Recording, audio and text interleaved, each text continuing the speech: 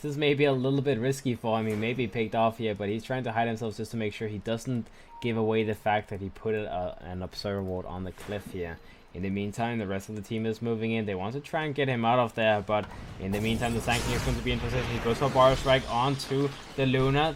The K comes out as well. Looks like the Luna is going to be a little bit in trouble. Only may drop down first, though. They may... Oh, he's getting blocked. They do get the kill on the Sand King, and they actually keep the Luna alive. Luke is going to run down J4 in the meantime. He goes for the K as well. He needs to run him down for a little while, though. Steny comes in from the side. They will get the kill on the Dazzle. That is a 1-for-1 trade-off. In the meantime, SlashStrike is going to be run down onto the tier 2 tower. He's going to turn around. He goes in. Milan is hungry for the kill, but Steny comes in. He has a Frostbite available. They want to go for this kill. Looks like they may be able to get a bonus here, as Milan may try and go for the Snatch and the Ruin, but SlashStrike takes another Ignite to the face. Milan keeps on fighting, and he will get the kill as Book gets a double kill.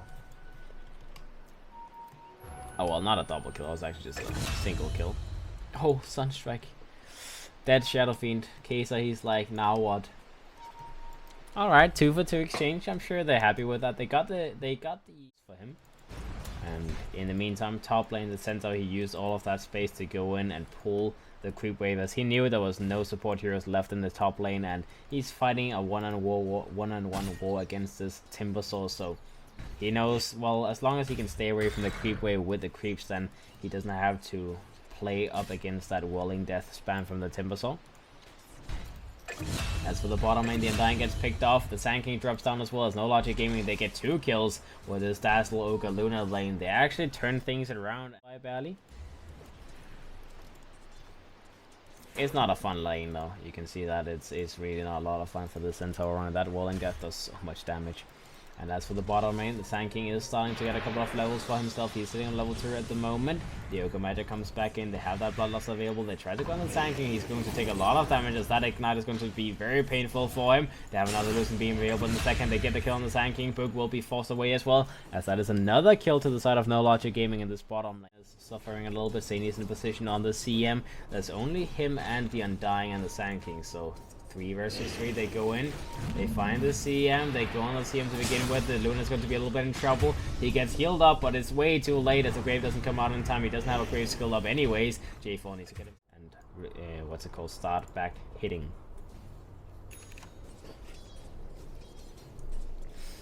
Let's see, as for the mid lane, Red Room comes out from SlashStrike, and he gets a kill on the Invokers. Alright, the Invoker, he thought he was a little bit stronger than he was, as the Shadow Fiend skills up his Red Room of Souls level 6, and will be stopped by that Frostbite from Steny, and he's going to fall down, as that is 1 dead inside of NoLogic Gaming. This trial lane is doing a little bit of work now, as it's with a rotation. They get a kill on the Ogre Magic.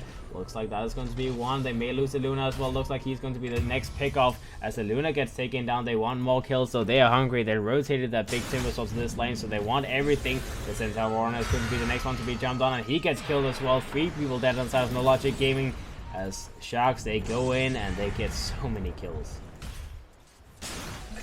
Usually eclipse that fight, but they wanted to get that Timbersaw kill and get out. They failed at both things though. Didn't get a Timbersaw and didn't survive. Alright, let's see the Timbersaw's items of choice. So sitting on some casual items like Cane Boots, Soul Ring, whatever.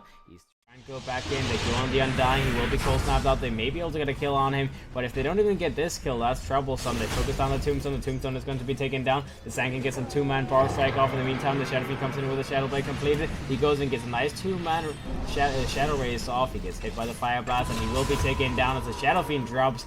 Ogre Magic will be taken down in the meantime to let the Invoker survive a second time. Alright, and as for the top lane, looks like the Ogre Magic is a little bit too deep. Stampede comes out from the side of NoLogic Gaming. They lose the Luna, as the Shadow Fiend manages to bring him down, and the Ogre Magic will be able to go for the TP at the pit. Let's see, it looks like SlashStrike will be forced away from the pit. Timbersaw is still in the pit at the moment. The Tombstone will be taken away. And Stampede comes out. They go in with the Epicenter on the Sand King. The Lucent Beam comes out. The Eclipse comes out from the Luna. He gets a kill on the Undying in the meantime, but he will be taken down as the Timbersaw goes in, burns him down with all of that burst damage. He goes in further. Niqua will be the next casualty as they bring him down as well. 3 people dead on the side of NoLogic Gaming. They try to TP out the Dazzle, but the Power Strike comes out from the Sand King, and that is a dead Dazzle in the mid lane. Steny goes for an ultimate just to kill the creep wave. interesting ultimate, but you know, easy farm, easy life. They go back in, they finish up the Roshan, they get the Aegis, and that is a 4-for-1 exchange. They should be able to have enough burst damage to bring him down, and Milan will be taken down in the top lane, as that is another death on the side of Sharks. Gets an Eclipse off from the Luna. The Luna may be able to kill one person, but the Luna barely survives, gets the TP back to the base. He will survive and get out. The Dazzle will be the only casualty, but as I say that, the Bar Strike comes out, hits onto the Invoker, and the Invoker will be taken down. And that was without having a sentry, by the way, so the Sand King actually just guessed where the Invoker was. That was pretty nice move there. Pretty sweet Burrow Strike. They put down the sentry ward after they used the Burrow, so that was a very nice Burrow Strike. I thought they had a gem on it. Alright, let's see. Yoga Magi, Staff of Wizardry is up on him. The Luna has a Yasha complete and the Helm of Dominate. He's working towards a BKB next, as that is necessary. But here comes the Sand King, big boy Epicenter comes out. The Luna's going to drop down to nothing instantly, as the Timbersaw comes back in as well. Milan is going to go for TP back home, as he will survive. But again, they lose the Luna, and they still don't get any towers. In the meantime, in the bottom lane, they are fighting on side of Sharks. 2-man war against the 1,000 net worth lead. They still have the Aegis available for about a minute, so they could try and force a push onto the high ground. Looks like they're going to move themselves up to the top lane. They find the Ogre Magi. That is a sweet little pick off, as that is going to be a dead Ogre. They shoot out the Tornado as well, will be dodged by the Shadow Fiends. Maybe a little bit in trouble as the Timbersaw comes back in for round 2. With the 20 charges he had on his bottom means that he instantly respawns. Niqua does get graved up in the meantime, but the Tombstone Zombies is going to slow him down, and he will be... He missed like 2 out of 4 of those last hits, so if that keeps on going, then that is going to take a little while to complete that axe. In the meantime, Stellary tries to go for a Timber Chain. Link initiation from Niqua. In the meantime, they jump the Timber, so they want to try and go for this kill. He's going to be a little bit in trouble, as that cold snap is very annoying for him. He's still surviving though in the backlands, and here comes the Sand King with an Epicenter. The Freezing Field comes out from Sani as well. J4 will be taken down as the first one. He's still alive though. Freezing Field comes out, Cold Crystal Nova comes out, and the Centaur plus the Dazzle will be taken down.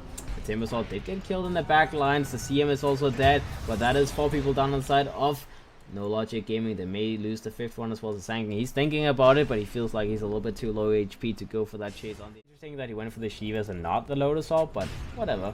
5-man smoking comes up from the side of NoLogic Gaming. In the meantime, the Tornado gets shot out, misses though, as the Sand King will be jumped on the high ground. They see him, they know he's here. The Sand King will survive though. The Eclipse comes out by the Luna. He pops his BKB, he tries to bring down the CM. The CM will be taken down. Here comes the Timbersaw though. He may be able to bring down the first one. Kaiser will be taken down. The Luna dies, the Ogre Magi dies, and Kaiser on the Invoker will drop down as well. In the meantime, on the high ground, the Centaur Warden still stuck up here, will be taken down, as the only one surviving is going to be J4 on the Dazzle using a self. A little bit sad when you're NoLogic Gaming.